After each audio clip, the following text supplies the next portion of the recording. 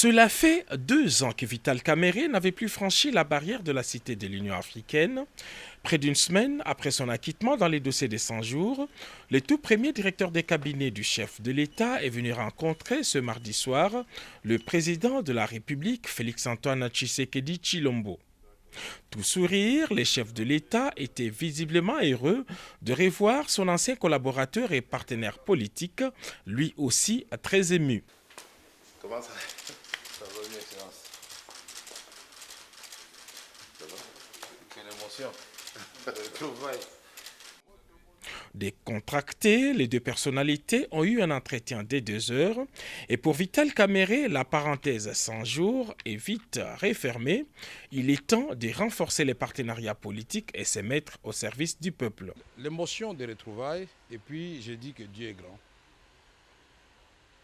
Tant que tu crois, tu as la foi en Dieu, tout est possible.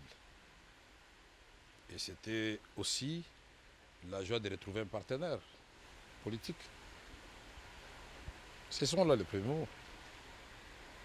Quelle que soit l'épreuve qu'on endure, cette épreuve doit être en dessous de ce qu'on est déterminé à donner à la nation, à la patrie, à la communauté.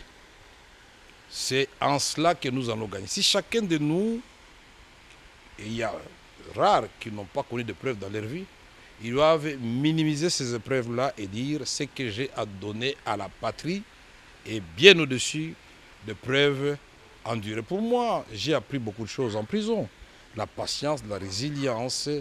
J'ai appris comment renforcer la foi en Dieu. Les Congolais veulent entendre Vital Kamerhe s'exprimer sur ce qui se passe à l'Est, votre fief naturel. Donc, ce qui se passe à l'Est nous laisse tous sans voix.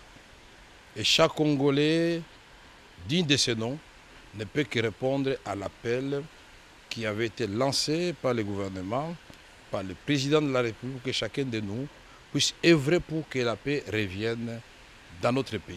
Et ce ne sont pas des ressources intellectuelles, ce n'est pas la sagesse, ce ne sont pas ces ressources-là qui manquent, mais nous devons revisiter notre outil de défense, le renforcer pour que nous puissions gagner des guerres. Mais il n'y a pas que l'option militaire, il y a l'option diplomatique, il y a des côtés humanitaires. Pendant que nous parlons, il y a les gens qui sont en train de dormir à la belle étoile. Il ne faut pas que la question de M23 nous fasse oublier que quand nous avons pris le pouvoir, avec le président Tshisekedi en tête, le problème que nous devrions résoudre, c'était le problème de Beni avec les ADF Nalou, les Codeco Anituri. Est-ce que le M23 n'est pas une diversion pour nous faire perdre de ces challenges que nous avions déjà presque gagnés? Et c'est dit, pour nous, nous devons mettre cela dans un cadre d'un plan bien étudié, à implanter dans le temps et dans l'espace. Il faut qu'il y ait des délais. Certains vous voient Premier ministre, d'autres vous voient à d'autres fonctions. Vous voyez où dans les prochaines semaines pour faire ce que vous dites aujourd'hui être en mesure de faire?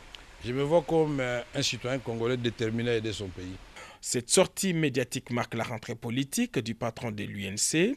Dans les prochains jours, VK s'élance déjà dans la bataille pour la conservation et la consolidation du pouvoir sous la bannière de l'Union sacrée de la nation.